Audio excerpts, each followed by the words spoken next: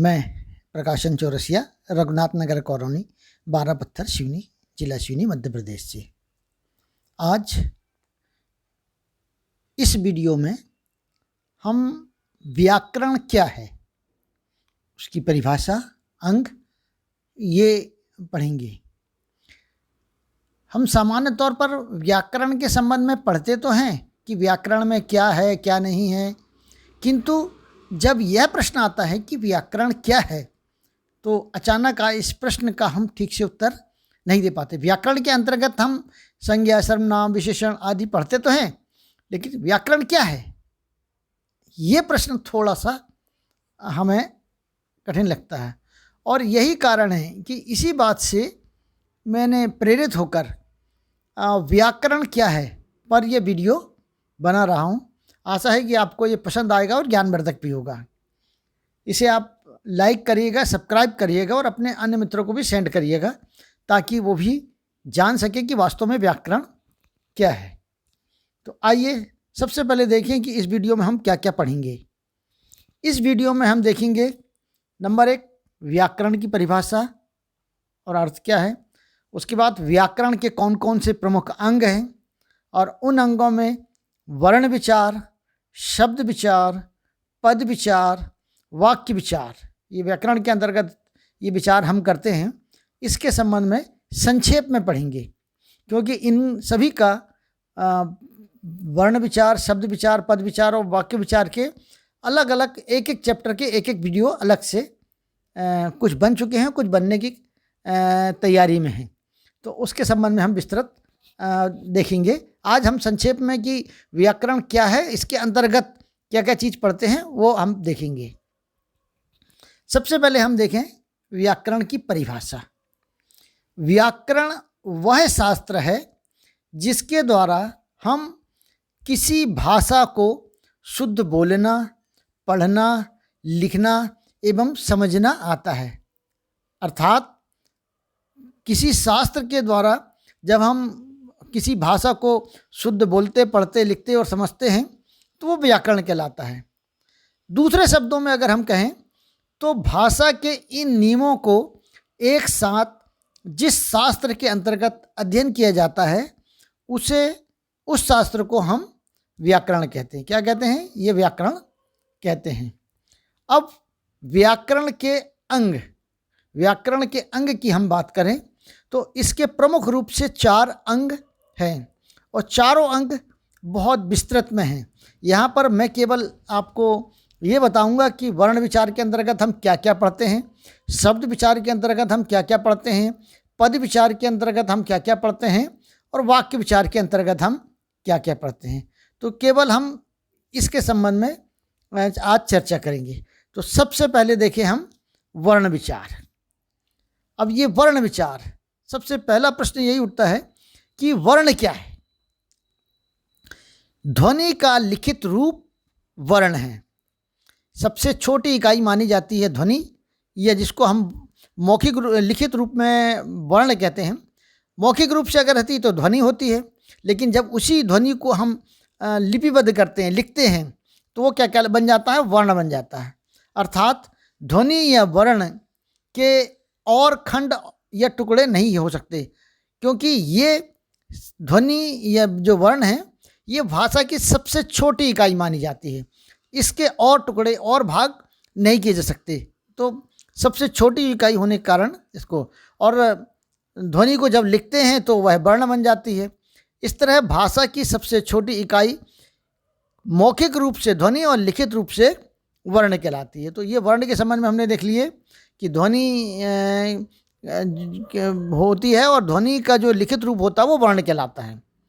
अब व्याकरण के अंतर्गत वर्ण विचार में हम क्या क्या पढ़ेंगे।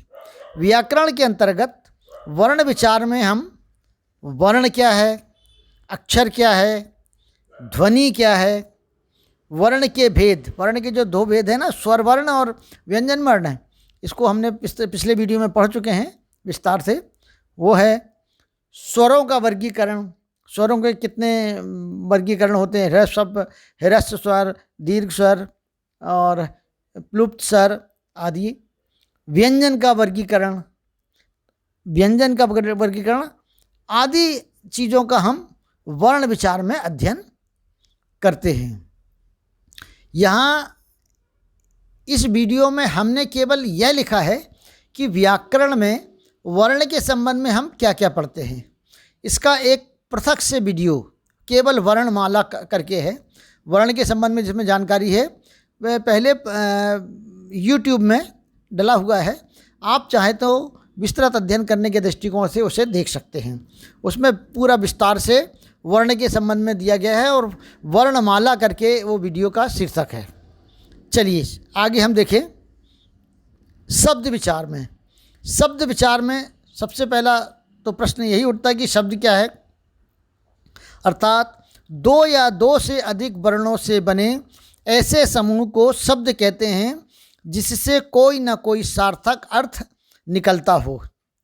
अर्थात बहुत दो या दो से अधिक शब्द, जैसे गाय, घर, कमल, रोटी, कबूतर आदि, ये क्या होते हैं शब्द क्या बन जाते हैं। यहाँ पर दो या दो से अधिक वर्ण इनमें मिले हुए रहते हैं, इसलिए ये शब्द बन जाते हैं। अब व्याकरण के अंतर्गत शब्द विचार में हम देखेंगे कि शब्द क्या है, शब्द के भेद। शब्द के भेद के अंतर्गत अगर हम देखें तो अर्थ की दृष्टि से शब्द के भेद, तो अर्थ की दृष्टि से सार्थक शब्द और निरर्थक शब्द, ये भी हम व्याकरण में पढ़ते हैं। प्रयोग की दृष्टि से देखें तो विकारी शब्द एवं अविकारी शब्द, ये भी हम व्याकरण के अंतर्गत पढ़ते हैं। उत्पत्ति की दृष्टि से देखें तो तत्सम शब्द, तद्भव शब्द, देशज और आगत शब्द। आगत शब्द से जो हमारे अन्य भाषाओं से हमारी भाषा में आकर सम्मिलित हो गए हैं। देशज शब्द मतलब देशी, और तद्भव तत्सम, और इसका भी एक अलग से वीडियो तत्सम, तद्भव, देशज और आगत का बना हुआ है। आप चाहें तो उसका अध्ययन विस्तृत रूप से कर सकते हैं। वैसे इसका शब्द करके एक वीडियो अलग से और बनने की प्रोसेस में है, वह भी आपको शीघ्र मिल जाएगा। इसके लिए आप मतलब इस वीडियो को सब्सक्राइब कर देंगे, और सब्सक्राइब करेंगे तो वो वीडियो आपको शीघ्र ही प्राप्त हो जाएगा। और लाइक करिएगा और अपने अन्य मित्रों को भी ये वीडियो सेंड करिएगा। इसके बाद व्युत्पत्ति की दृष्टि से रूढ़ शब्द, यौगिक शब्द और योग रूढ़ शब्द, ये भी हम व्याकरण के अंतर्गत पढ़ते हैं। साथ ही पर्यायवाची शब्द क्या है, समानार्थी शब्द क्या है, विरोधी शब्द क्या है, अनेकार्थी शब्द क्या है आदि के संबंध में भी हम इसी व्याकरण के अंतर्गत विचार करते हैं, पढ़ते हैं। तो ये भी व्याकरण का एक भाग के अंतर्गत है।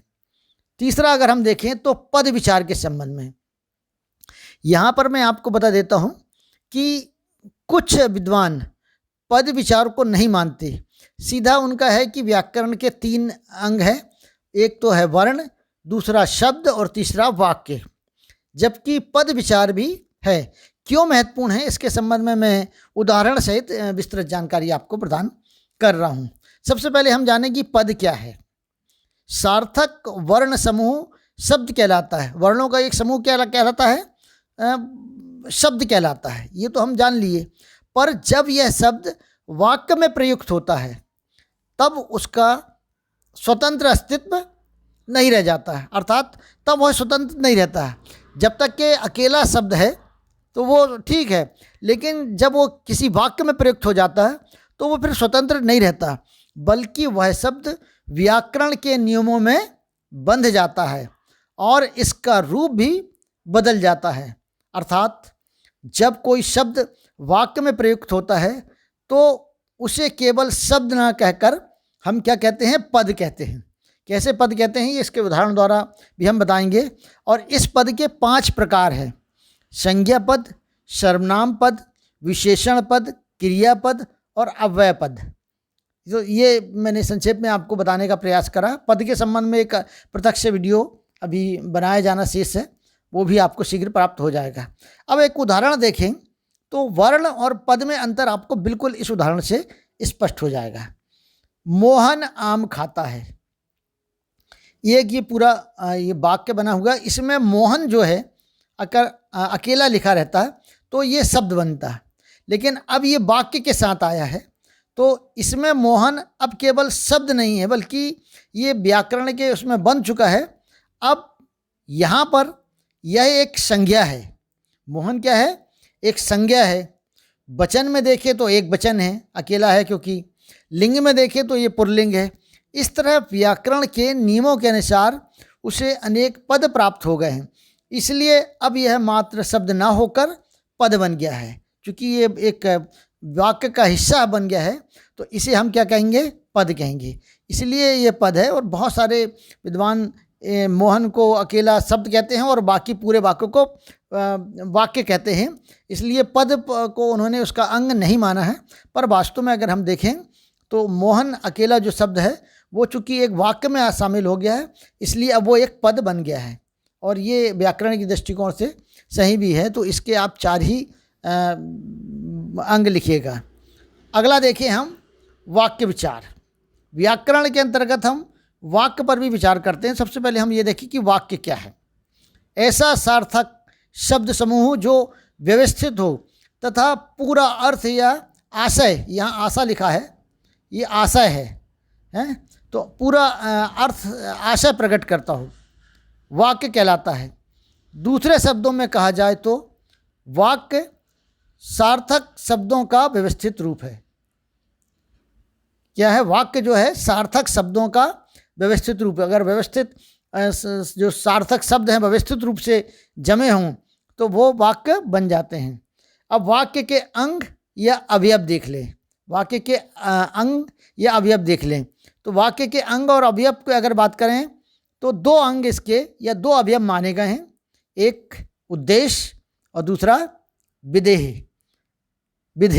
तो इस तरह से ये 2 अंग हैं वाक्य के। इसी तरह वाक्य का वर्गीकरण की दृष्टिकोण से देखें हम, वाक्य के वर्गीकरण की दृष्टि से देखें तो अर्थ के आधार पर वाक्य के वर्गीकरण किया गया है। अर्थ के आधार पर वाक्य का वर्गीकरण किया गया है। इसमें पहला है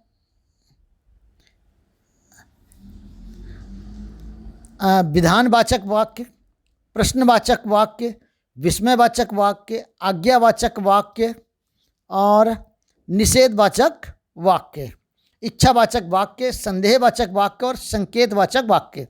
इसका भी एक अलग से वीडियो बन चुका है जो यूट्यूब में है, आप चाहें तो उसे देख सकते हैं। तो ये वाक्य के वर्गीकरण अर्थ के आधार पर। अगर रचना के आधार पर हम देखें तो वाक्य के 3 प्रकार बताए गए हैं: सरल वाक्य, मिश्र वाक्य और संयुक्त वाक्य।